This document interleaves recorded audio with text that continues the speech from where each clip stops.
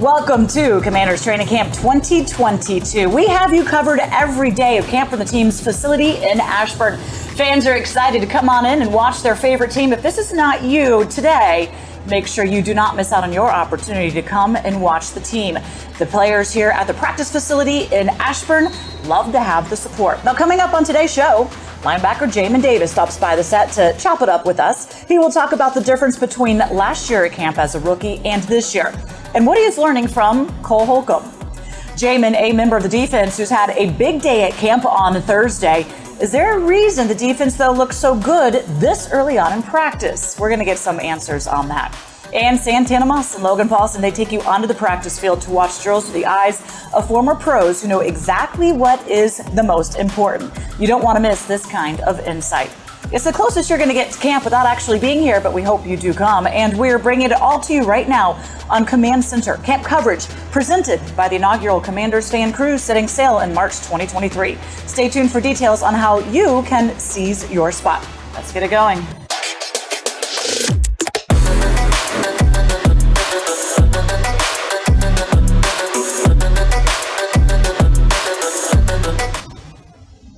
And we have exclusive access right here to Washington Commanders training camp at the park in Ashburn, Virginia. It is a little warm, a little humid. The sky is overcast. It's supposed to rain later in the day, but should be holding off for practice. Now, you can stay cool wherever you are, and we'll be bringing you look-ins at what is happening throughout our show. And we welcome you on it. Julie Donaldson here with you, along with Logan Paulson and Santana Moss, excited for what is now day 3 of camp. And we're starting to actually ramp it up just a little bit because during minicamp and OTAs, no pads, just out there. We're not to pads yet, but we do have shells on. How does that change the dynamic? I mean, shells makes it a little bit more physical. I mean, it just kind of is an acclimation process, getting used to those kind of heavier shoulder pads. It's a lighter, softer pad. But, you know, to me, it was a temperature thing, like kind of get you used to kind of having the pads on. Well, you know, I was one of those guys. I love the shells because it would almost, you know, simplify that, hey, we have one pass, but at the same time, for a guy like myself that want to fly around, it allowed me to do so. So when we had those days when we took the shoulder pads off, put those on, it was a great day for me. Tana feels lighter and faster, put the pads on. Like, does it actually slow your speed down this much when you put the pads on? You know what, the pads, no, because you have to play the game with them, but it's one of those things that you just, you know, psychologically, it's weighing on you that we have those pads on, you know? All right, well, they will be coming, but today, on Friday, it is just shells. Let's get to some of the big storylines that we are following here as camp gets kicking off. The defense, they stole the show on Thursday in day 2 of training camp. They were forcing turnovers, making plays. You could hear the celebrations all over the park here in Ashburn. Now, it's been only helmet so far, so with the shells on, pads coming next week, a long way to go, but certainly a promising start for Jack Del Rio's defense. Carson Wentz getting more familiar with the offense and his weapons, including first-round pick Jahan Dotson, as he hauled in this nice pass from Wentz. Our new QB1 threw some passes to Terry and Curtis Samuel as well. And he certainly has some weapons around him here in Washington. Of course, we all are hoping and wanting that he leads this offense to very big production this season. And, well, Antonio Gandy Golden, former 4th-round pick who had played wide receiver until making the switch to tight end this season, announced that he is retiring to go back to school and get his degree. AGG's announcement surprised fans, the media's teammates, and head coach Ron Rivera. I know you probably noticed that Antonio Gandy Golden wasn't out there. Antonio and I had a conversation this morning, and he's going to retire from football. He just felt the time was now. He is going to go back to school, or at least he told me he wanted to continue his education and then go from there. He's a heck of a young man. He did a nice job for us. Really do appreciate who he is and who he was for us as a football player and as a young man. And because he's a young, bright young man, I really do believe he's got a bright future ahead of him, and wish him all the best as he goes forward in his life. What do you make of the early chemistry you have with you're developing with Carson? Yeah, I mean, I think it's been great so far, just personally getting to know him, sharing some things we have in common, learning about each other and the backgrounds and our careers up until this point. And I think we got to get out there in California before this started out, and we really got to start talking through things. And now we're out here in game-like situations. The bullets are flying. It's a little faster, but I really like his aggressiveness when he's trying to give us chances down the field. I think that's something that all of us as an offense know we want to improve on is taking those shots down the field, but also connecting on them. And so the only way you get better at those is taking them in practice and connecting on them. So I think whether it's me, Jahan made some good plays down the field, Kelvin, that not only it increases your confidence in those plays, but it gives Coach Turner the confidence to continue to call those, and that can really help open up our offense even more. Just coming out, competing. We had a good day. We had to sack another one on top and keep going on top, and another and another and another. And, the offense, they came out and competed. But today we were just on top of things. And, we come out tomorrow and hopefully have a better one. Well, the one thing, we talked a little bit about it at the end of OTAs and mini camps. I really liked the communications with the secondary. And today was a day where it was a little bit ahead. And the biggest thing I tried to, I circled the guys up and just wanted to make sure, on the offensive side, they were frustrated, obviously, but they also got to understand that we're not game planning. So when you're not game planning, you're not anticipating, you're not expecting specific type of coverages for certain situations, you may not have the success. You know what I'm saying? So that's kind of a tough part as far as that's concerned. So just trying to make sure they understood that. But as I said, the one thing I really liked was I thought the back seven had a real nice day. A lot of it had to do with the communications. We are working on some things and a little bit new, and I think that catches people by surprise as far as the offense is concerned. But like I said, I was really pleased with what we got on the defensive side. So let's go a little deeper into some of these storylines. And I want to start with the defense because there was a lot of talk yesterday, as we heard just left and right. It seems like there was a pick, there was a broken up pass. And Chris Harris leading the DBs, man, he has those guys. Anytime there's an interception, running it all the way back. Everybody has to. And that happened a good bit yesterday, which had people going, okay, why? Like, we know the defense is supposed to technically get off to a little bit of a better start than the offense in camp. But it seemed to be a little bit maybe more dramatic yesterday. Is there a reason for that? Yeah, I think it's multifactorial. I think it looked like the defense is a little bit more aggressive in terms of their installation, right? They've got more blitzes in, they've got more zero-man coverages in, stuff that you don't see usually until later in camp. So obviously the offense needs to make an adaptation of that. And obviously there was an injury, or Trey Turner didn't finish practice yesterday, and they had to do a little offensive line shelter. So you get guys playing a lot in practice against some more complicated blitz looks. It can be really challenging to kind of, for those inexperienced guys to pick that stuff up. I think also when you look at it offensively, things are a bit generic right now. Yep. You have a quarterback that's new. You have a guy that wasn't here. So all this stuff has to kind of, basically mesh together. And the defense is hit on all cylinders. They saw these guys all OTAs, all mini camps, and they letting their ears, they pinning their ears back and going after these guys. Don't get discouraged because I think it happens all the time, regardless of the quarterback situation, regardless of, who's here and who wasn't here. That happened when I was here. The first few days of camp, we was getting out behind, destroyed by the defense, and things settled down, and then now we start installing and doing some things differently, and you'll see a different outcome. Is there ever a time where possibly the coaches, staff, and they go in with the plan of saying, hey, we want to really get our defense up and going, so let's approach practice where we put them in the best position and give them the best opportunity to really have maybe more of an impact at all? Sure. I mean, I think when you look at minicamp, this is what the defense was doing. They were running these blitzes. They were running these more aggressive coverages. I think they might be trying to speak to their skill set a little bit more, saying this is who we want to be. Let's get to that earlier in the training camp process so we can really hone in on all the details of these blitzes and these coverage things. So I think that's maybe something to look at. And then I think if you think about it, we talked to Jamin Davis yesterday, and he stated it.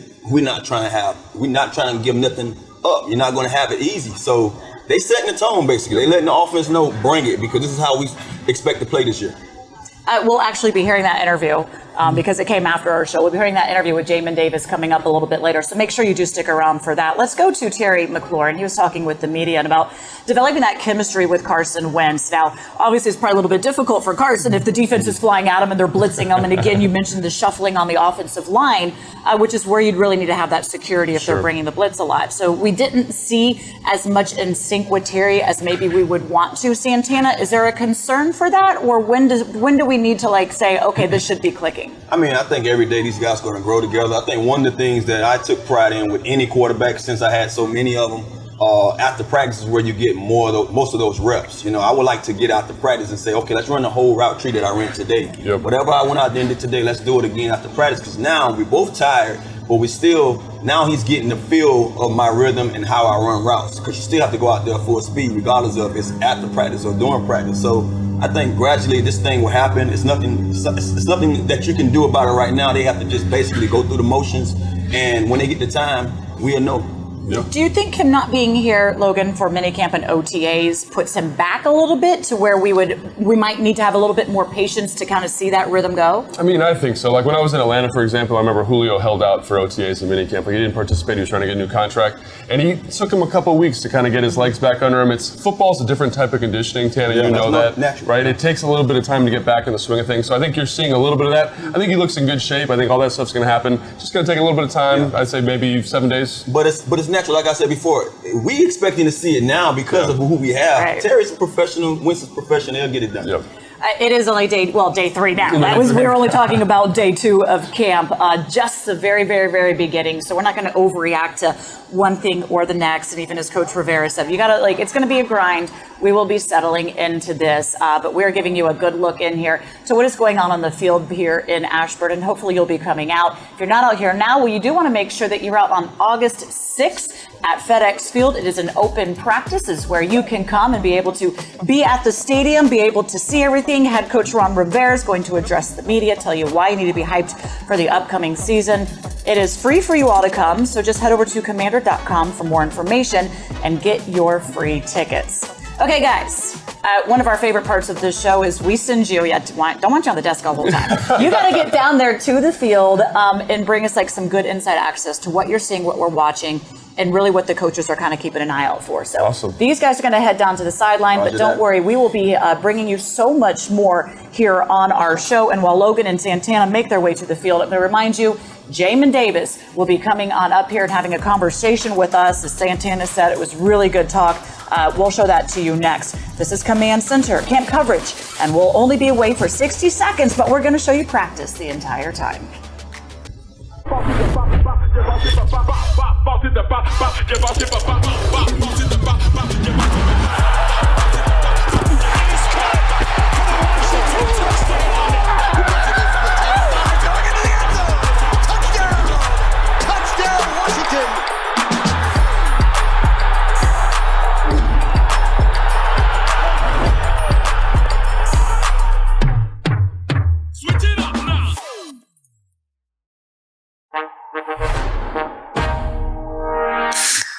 Told you long ago, on the road, I got what you're waiting for. Introducing Nitro Pepsi. Smooth, creamy, delicious. Another rock and roll weekend.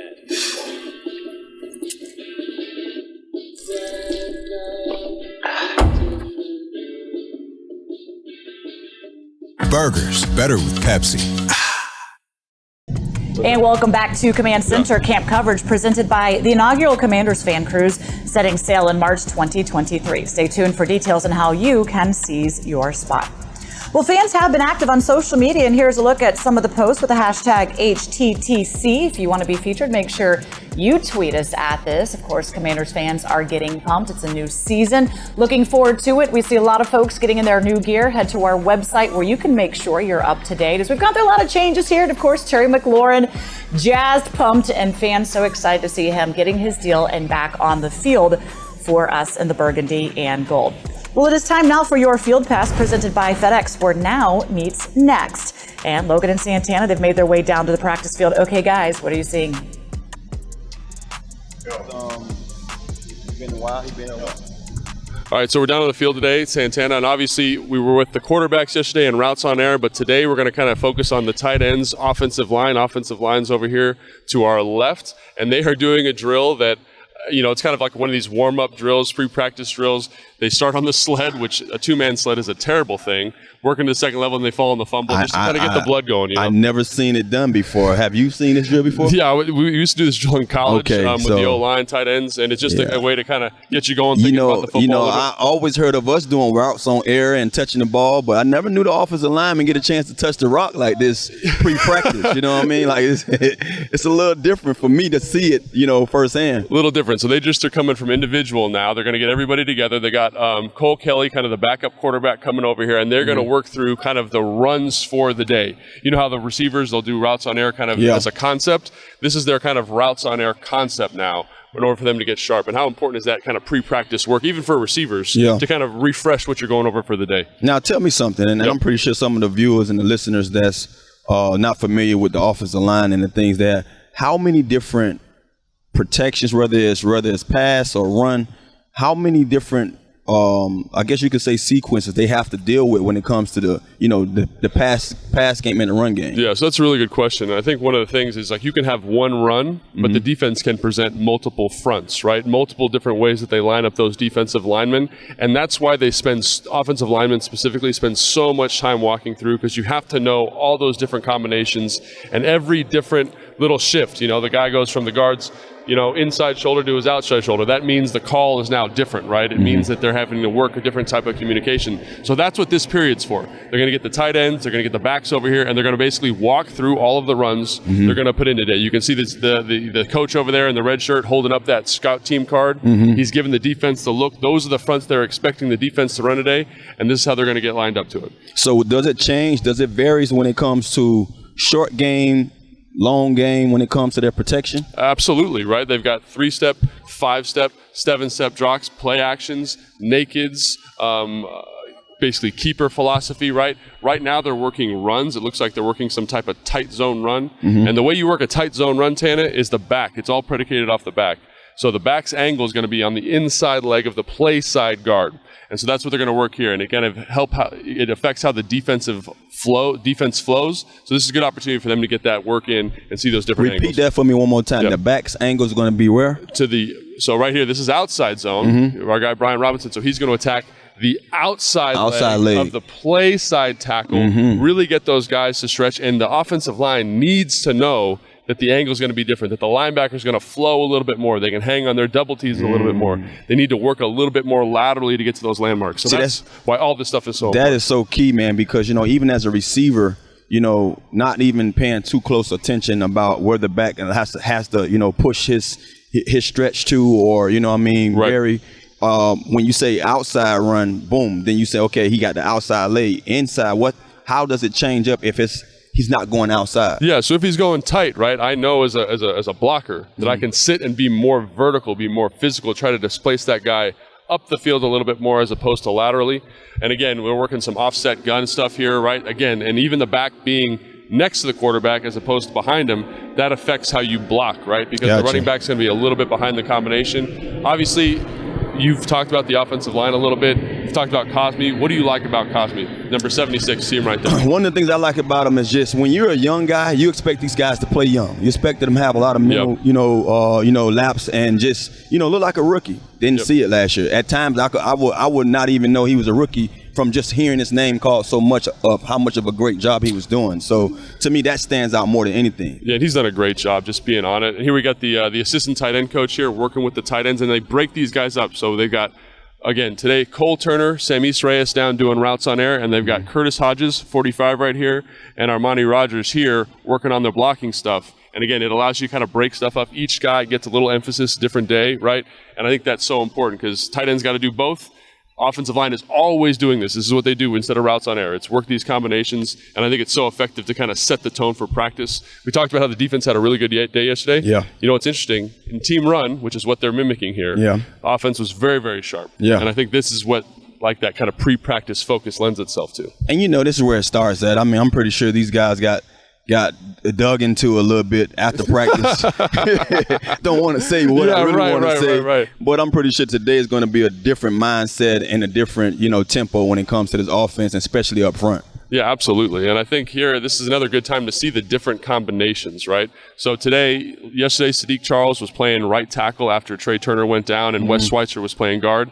Today, they've got Chris Paul, the young guy out of Tulsa, playing tackle today. He did play tackle in college. He played tackle. I think he's going to be more of a guard, but it's nice to have guys who give you some flexibility, give you some depth. And that's one of the things coaches said about his offensive line. He wants them to be, interchangeable. He wants them to be able to switch it up, not be sticking to one position. So I think that's something that these scouts going out and doing when it comes to our offensive line. It's like we want a guy that can play different positions and not just one. Be locked in on one. I think that's 100% right, because when you go from a system like Kyle, for example, he wants tackles to be tackles. Yeah. He wants guards to be guards. He wants centers to be centers. Here, you get a body type that's very, very similar. You don't get these 6'8" tackles necessarily. You get guys who are, like you said, very, very interchangeable across the board. And I think that's fantastic. Tell me something, man. This is a terminology that I learned as a young buck, and I think I learned it in college. And I didn't know what it meant. The offensive linemen kind of freely speak on it. flat back and hat speed. Is that something Flat that the back coach and hat speed, yeah. tell y'all? And it's so crazy because we use it freely now as an inside joke, me and my friends. Yeah. You know, we use it. I'm not going to even share with you who we use it on. But flat back and hat speed, what is that, man? So when you're blocking somebody, a lot of people, you want to have a nice flat back. Kind of, like when you get under the bar to squat, Yeah. you don't want a rounded back. You want a nice straight back, and you want to have hat speed to your landmark. And what that means, so if the ball's going outside, we're in an outside zone, you want to get your hat to your landmark, which on outside zone is the outside armpit of the defender. Gotcha. And so, again, the hat speed's so important. And I coach that up. Like, when I coached a high school offensive line, hat speed is so critical because it stresses the defensive player. Because when you get your hat to his outside number, he's now out of his gap. So that's what you're looking for. And again, that flat back thing, that's just being physical. I don't know what you're talking about with all that. But. No, it's just funny because I used to hear it and I took it to my buddies and we use it all the time, but it's not talking football. Trust me. Yeah. So again, we got what else we got here? So today, Ishmael is playing center, which is a little bit different. Wes has been playing center the past couple of days. He's probably going to be playing guard now because Trey Turner's out, right? Down, yeah. And again, you feel really good about Trey Turner and what he's been doing, but also Wes has a lot of experience. If you look over here, we got Chase Roulier over here, Maddie. He was activated off the PUP list yesterday, and so he's out at practice watching, which is great. You got some of the vet guys, Leno, Norwell taking kind of they're going to take less reps because they're older guys. Yeah. As you got older, how important was kind of taking some of that load off you get the vet day. The vet day was always great. I got a vet day early in my career. It was my third year in the league. I was in New York. Third year? Third year getting a vet day? And they was like, Tanner, you got a vet day. And I think it was mainly because of the injury I had early in my career, my rookie year. They wanted to take a lot of the pressure off my knee. But the older guys got on me about it. 83. I would have gotten on you if I was. Back then I was 83. They were like, so hey, Trey, you over here with us today, huh? So you one of us. But you know what, man? I showed up that year, had my first 1,000-yard season, so I credit to having some of them days off, self-vindicated. Man. No doubt. It's so important because, one of the toughest things about training camp and even the season is just making sure you recover effectively. Yeah. And I think that's what those vet days are designed to do. Let those guys get healthy, feel right, and get the body feeling good. One of the things you want to do is be able to have a season or have production like, any one of those vets probably will go out there and do because the coach would now say, yeah, that made sense for us to have those kind of days. And so there we go. Always good stuff here with the offensive line. A little more detailed here because they're walking through than the routes on air, but great insight, and we'll bring you some more tomorrow. Oh, no doubt. All right, thank you guys. Some good stuff there. Come on back up because we have more to talk about, especially when it comes to linebacker Jamin Davis. He's entering his second season with Washington, and last year's first-round pick started to really show signs of what's to come at the end of the season. He's been putting in the work in the offseason, and he's looked pretty good in the first few days of training camp. Now, the second-year linebacker came by our set to talk about what is different this season and what he is learning from fellow linebacker Cole Holcomb. It is our Pepsi player profile. Pepsi, the official soft drink of the Washington Commanders. Jamin Davis joining us now. Okay, here you are. Year 2. Last year was a very different conversation heading into training camp, a couple of days down. How is it different for you, kind of knowing what to expect in the NFL now? I mean, everything feels completely different from this time last year. Just from a standpoint of just being out there and being around the guys, you feel more vocal, you feel more comfortable in your own skin. And like I said before, talking to a lot of other people, just getting a chance to be around a guy like Cole a lot more, it's just been real beneficial for me. Speaking of being, feeling different, I remember being a rookie and, then I can say fast forward, I remember being a vet. How is that now in the preparation part of it, just knowing that, okay, when I go to work tomorrow, I pretty much know how to, navigate as a pro. How different is that now going forward in your second year? I mean, it's totally different. I mean, you got a little bit more pep in your step now that you know what it's like. You done learned the ropes and you got a chance to be around the guys for a whole year or so. And just getting a chance to really get in there and watch a little extra film because you know what it's like, what it feels like now that you've done it before. So just going forward, it's you take that with a grain of salt and just do what you can and make a splash. And you mentioned Cole, and obviously it's great having a mentor in a defense, right? Mike linebacker, what has he done for you, and what's your relationship like? Oh man, is that the guy right there? Yeah, man, Mullet, man, that's my boy, man. I love him to death. He definitely my wingman. If Cole say something out there, 9 times out of 10 he gonna be right. So usually it's just seeing what he sees on film, and just even when we sit in the locker room, he'll be one of the first guys to pull up the practice film and just find the corrections.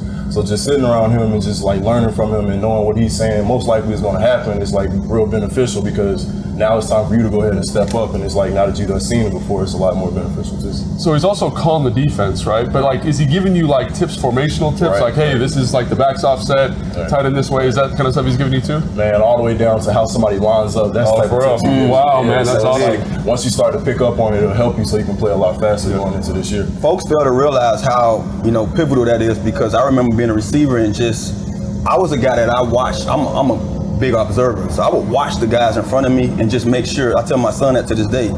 As long as he done it right, I need to do it like that or better, and make sure that if he did anything wrong, I'm gonna make sure I don't do it that way. How are you going forward? Because it's your second year, you might be, a little ahead of some of the guys there, but do you still pay attention to the guys that's playing your position? No doubt. When you out? No doubt, especially being that Cole was doing the exact same position. So it's a lot easier going back and looking at the same things that he did and seeing the mistakes that he may have made or may or not made at that position, and just going ahead and learning from it. That way, when you go out there, you can kind of put your own little twist to it. We talked to a lot of different guys about learning what Jack Del Rio and the defense really kind of wants, getting into that scheme, and he even said it takes kind of time to really kind of understand and do that. Here you are now kind of understanding, like, where is your confident level in the scheme that they have? I mean, just trusting the guy next to me, honestly, and just going out there and knowing that they got my back the same way I got theirs. And I mean, going into this year, we got a standard that we really not trying to give anybody anything. So we just going out there and going to do our job and just do what we can for this team. It was a big day for the defense out there today. What was going on? Yeah, I guess everybody woke up with a little more fire. Because everybody just came out there and tried to make some plays. Tell the truth, though. Me and Logan was having this talk saying how it seems like deja vu watching you guys. Y'all, the defense are always a little more ahead of the offense. Do Jack say, look, this is what they showed us in OTA? No, man. Hey, man, it's up to you, man. I mean, it's up to you and what you're doing tonight. So if you watch a little extra film to know what to expect after the install, that's what's going to help you on the next day going forward. So, Yeah, I feel like there was a pick every other play out there. And you were a part of one of them, too. Yeah. Get my hands on one. We're going to make up for it. I know they're going to give me a little bit of crap for that one. Yeah, so. for sure. And you mentioned trust, man. Like in an 8-man front, like you mentioned Cole. Right. How important is the trust with the defensive line too? That they're going to be where they're supposed to be. It's the same thing I said before, man. You just got to trust the guy next to you, knowing they're going to do their job. And I know they got big things to expect this year as well. So, I mean, we're not settling for less. We're trying to go out there and make plays and ball out and do what we can for this team, like I said. Absolutely. I always wonder, because I play receiver and people fail to realize how much we depend on the blocking, the quarterback, the running backs being key. I have to have all those guys to be on point for me to shine, right? Because I need the ball. Right. So if the quarterback can't get the ball to me, it's because someone missed their block or someone didn't do their job, or he didn't do his job. What about you playing your position? When things don't go right up front, how do you say, okay, I just have to make a play because it's not going to always be, as planned? Is that something that you saw that's different on this level than it was in college? Not necessarily. I mean, I think that one boils down to a chemistry thing. Just being around guys and knowing what to expect. Like, for example, with a guy like Chase or a guy like John, just knowing where you, expect him to slant on this gap or on this specific play. Seeing him do it last year, I feel like it's more of a thing that you just expect it coming, and then you go ahead and put your own splash to it, because if you know he's going to be there, then you can be here and get you a TFL or knowing exactly where to be a run stopper. So, absolutely. And then, it's well documented that one of the toughest transitions to the NFL is playing linebacker, right? Because you see so much. How do you kind of narrow your focus, kind of keep your checklist small pre-snap? I mean, it's all about whatever your specific job is on that particular play. I mean, you can't really be out there trying to see too much, because if you're trying to see too much, then you're not going to really be there where you're supposed to be. So, I mean, I learned that one from Cole, actually. Just being ahead and knowing what you're supposed to be doing on that particular play, it'll actually give you the advantage to know exactly what's coming. So it's that boils back to film and everything else, just practicing everything and just going to install the back of your hand, because going forward, it'll help you make a lot more plays. Sure. Jamin, we're excited for this year 2 for you. Yes, ma'am. Mullet man leading the way. I'm glad you're not taking too many hair tips from him, though. Let's make it happen, man. Let's get that thing going. He's one of a kind, but we're really looking forward to that unit, the growth coming together. And if the defense today, the performance they had on the field on day 2 is any indication of what's to come, we're looking forward to it. Get that offense ready, okay? Yeah, they're going to go get some tough tests. I know I got faith in them, man. They're going to do what they got to do, same as us. So. Thanks for joining us, Jamin. Thank you, man. Thank you. Now here's a look at the numbers that Davis put up in his rookie campaign. In 16 games, the linebacker posted 70 total tackles, including 48 solo. You see he also had a sack there, a pass defended.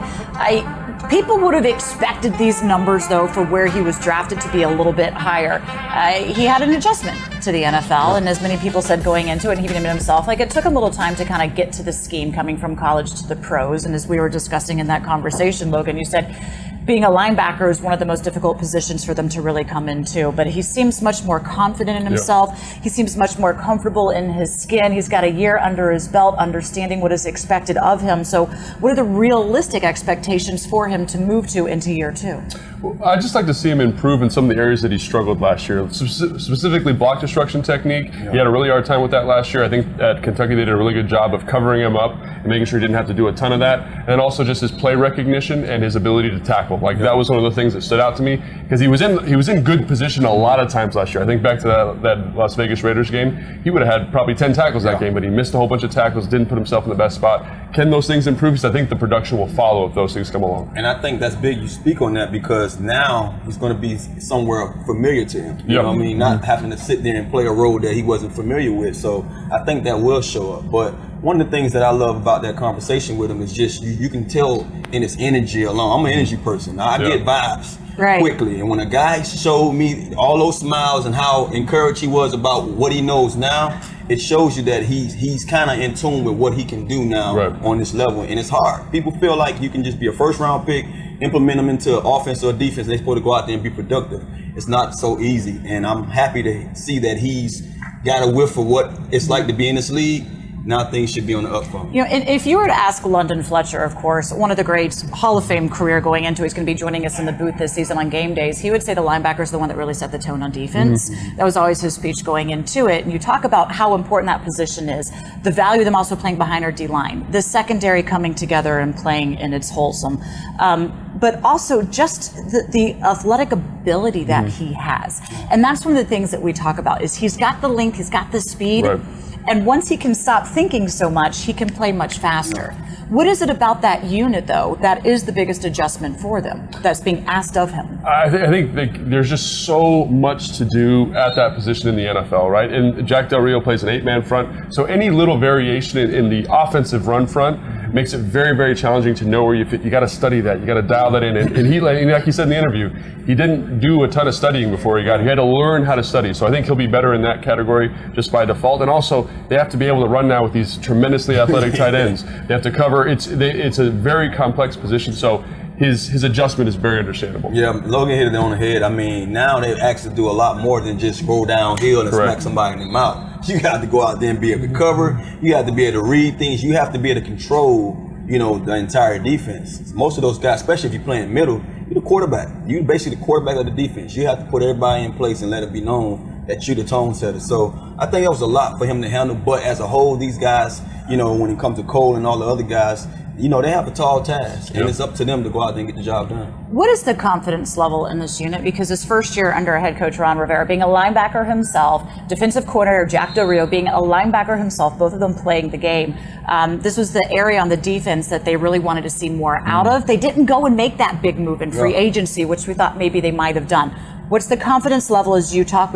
You see the growth of Cole, you talk to Jamin from this unit. Well, I think the interesting thing is when you look at their PFF grades, which is a flawed metric, but they're right in the middle of the pack. And so when you go and look at the free agent linebackers and their PFF grades, there's nobody better than them. Yeah. So I know if people want to say this unit needs to improve, it's a solid NFL unit, and I expect both these young guys to grow, right? They're going to get better, right? Cole's getting more confident, Jamin's getting more confident, and as they get more confident, their play's going to improve. So I think that's what I think is they're just going to improve, they're going to get better, they're young, they're great athletes like you mentioned, a lot of upside there. That's the biggest thing. The coaching staff knows what's going on. So they're watching these guys and they're saying, hey, you can be down on them or you can feel that we need something more, but they are growing. They're young. So we're going to give them that time to do that. But at the same time, we're going to bring guys and fit them in around them when we need to. I think the door is wide open for you to bring a guy or two in if they're available. But right now, we want to show our guys that we trust in them and allow them that growth. And I think that's all you can do. When you see that from a coaching staff that's allowing you to be that player, it gives that player more confidence. It gives them more ability to go out there and produce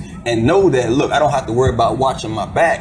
I can go out here freely and be a football player. We've heard a lot of guys talking about that as well, as just trusting where your teammates at and where their support and your help's coming from. And when talking about the two linebackers, Coach Ron Rivera is always talking about, well, it's what they do with that Buffalo nickel position as well, how they kind of bring that extra help. So as camp unfolds, we'll see a lot more from that unit and from Jamin as well. We want to make sure that you are fully covered here for everything that you want to know from camp. So we have camp coverage coming to you every single day, as well as our command center, which we bring to you year round. You can see every episode on our YouTube channel and on commanders.com. You can also check us out on NBC Sports Washington weekdays 5:30 and 10 p.m.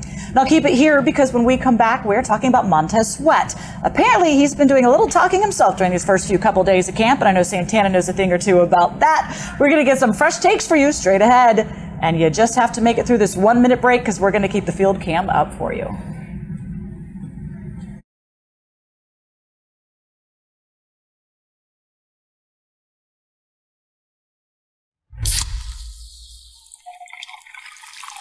This one's for every NFL fan whose fan cave is more like a fan corner of a guest room closet. You've compromised enough. Pepsi Zero Sugar.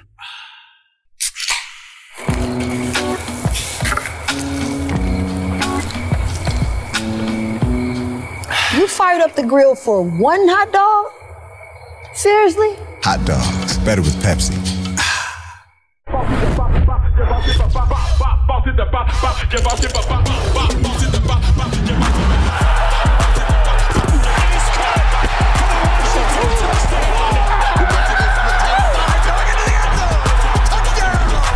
Touchdown, Washington!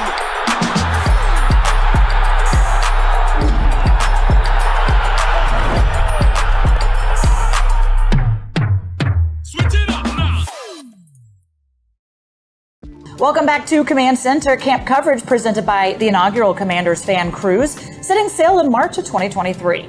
Stay tuned for details on how to seize your spot. Well, fans have been active on social media. Here's a look at some of the posts with the hashtag HTTC. Good to see Chris Bryant out here, one of the hog farmers, checking out action in Ashburn. Make sure you come out as well. Of course, we love seeing everybody in the new Commanders gear. We see some Terry McLaurin jerseys. There's been some Cameron Curl jerseys. And of course, we'll be talking with the players as camp continues. So make sure you do not miss a single show as we are bringing you all this inside access and coverage. Time now to start the campfire, because we are going camping with team reporter Zach Selby. Hello and welcome back to Camping Out with Zach Selby. It's the podcast where you get all the coverage you would ever want about your Commanders and as they go through training camp. Today I talked to two reporters, Pete Hanley from NBC Sports Washington and Kyle Stackpole from CBS Sports. Let's go check out what they had to say. Last week, you bring up Jahan Dotson. He looks really, really good, obviously. You know, when you were watching, grind on some college tape, editing some things, like, did you see a lot of those Terry McLaurin-esque qualities? That's something that people bring up a lot. Yeah, definitely. I think he has like Terry too, he has the combination of, he's got an elite speed and he makes a lot of contested catches, but it seems like he glides. It doesn't seem like he's working real hard when he runs down the field. And I think the fact that they are similar receivers, and now Dotson is going to get a chance to learn from Terry McLaurin, who is just a pro's pro. He came in here his rookie year and hit the ground running, and now he's top 6 paid receiver in the NFL. Yeah. So he could show Dotson, this is what you have to do day in and day out to get to where I am and to get to being a number 1 receiver in the NFL. So let's talk about some players that have been around the roster for a little bit longer. And Kendall Fuller has been all over the field today. Specifically, he's had a couple of PBUs. He's kind of knocked the ball loose for a couple of interceptions there for other players to get. What has Kendall Fuller been doing so far today that has really impressed you? Yeah, I think just the one PBU he had, I think it was De'Ami Brown, tipped it right into the hands of Cole Holcomb. And I just think it's going to be a big year for him and the secondary, especially with 2 years ago, them having a top 3 defense, and then last year not being able to get off the field on third down. And so it was a lot of the same players. So it was kind of, you're asking what was going on. And I think he's one of those leaders on the defense, especially in the secondary, along with Cam Curl.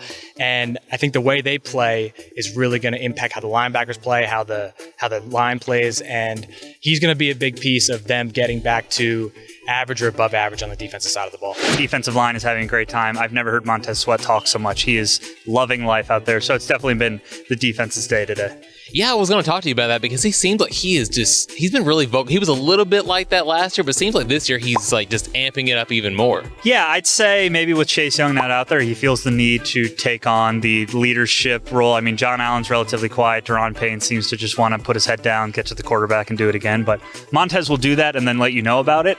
I certainly would enjoy playing against him the way he chats, but it's fun to cover. And I mean, he's backing it up by getting into the quarterback's face, batting balls down too. I mean, he's been all over the place early on. Well, you can listen to Zach's full interviews with the beat reporters on our podcast, Camping with Selby. Find it where you get your Command Center podcast. Logan Santana back up here joining me now. Let's go into some of these fresh takes. And I want to start up with the idea that Jahan has the opportunity to learn from Terry. And while our fresh takes are presented by Safeway, the official supermarket of the Washington Commanders. So look, Jahan coming in here, and we've talked a lot about how he was one of the receivers that has a lot of experience in college. So he comes in kind of ready to plug and play. But there's still going to be some learning adjustments that he has to get to in the NFL. Santana, what is the biggest thing he can learn from Terry? Just how to be a professional. I think one of the things about the position, you automatically know how to go out there and make plays. But I think one of the things you can watch a guy like Terry and just know how to go in and out, to navigate, being a pro. A lot of these guys come in, they're fresh out, they don't know what to expect. And when a guy has production that has shown, what first class looks like, he can sit back and just watch, or he can ask questions. That's something that I did a lot of, asking questions to guys. And it wasn't necessarily just the wide receivers.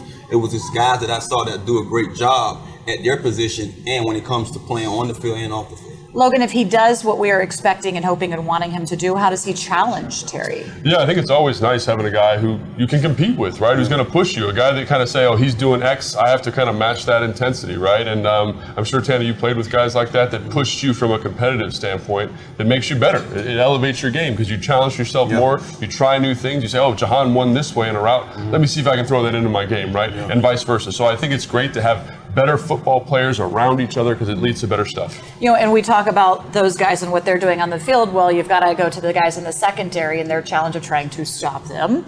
And we talk about the secondary and the growth that we needed to see from them compared to what we've seen the last few years, where they've not really seen necessarily on the same page. And some have said that it just takes time for them to gel together as they bring a lot of new pieces. Well, now you've basically had that time. And you've got some leaders on that defense too, Kendall Fuller being one of them. Bobby McCain was even talking about that, on how you do have those guys kind of helping some of the younger units come in. What do you want to see from K-Full, as they call him? I mean, K-Full's been awesome these first 2 days. I mean, he has been so competitive with Terry, and that's what I want to see. I want to see, this is our number one wide receiver in Terry McLaurin, you're our number one corner. How do you match up? How do you compete with him? And he's done an outstanding job. He's just playing with great confidence. He's trusting the defensive line to get home on the pressure. He's been awesome. And I just want to keep that going. If he can keep that momentum in the season, he's going to be a very dangerous player. Yeah, he's one of those guys that we can always just rest assured that he's going to be, the guy that makes the plays, and he does it in practice, he does it in the game. You want to see the whole crew, the whole core does that, though. You want to see the guy that we paid the big money to come in here and do what he does. I have a lot of confidence in him. I think he can get the job done. And to be fair, he's been doing better too. Yeah, I know how it is that first year to try to get your feet wet, and everybody the expectations is so high. Now he settled down. Let's see what he got this year. And you can't use the excuse they haven't really played together, because these guys now have got a good season under their belt. And we did see, as the season progressed, that communication, that trusting each other really go. And so that's what you're really hoping, because that's a piece that I think that was been missing in the past when it does come to the secondary. But let's now jump a little bit forward on the defense. Montez Sweat, he seems kind of like a different guy coming in here.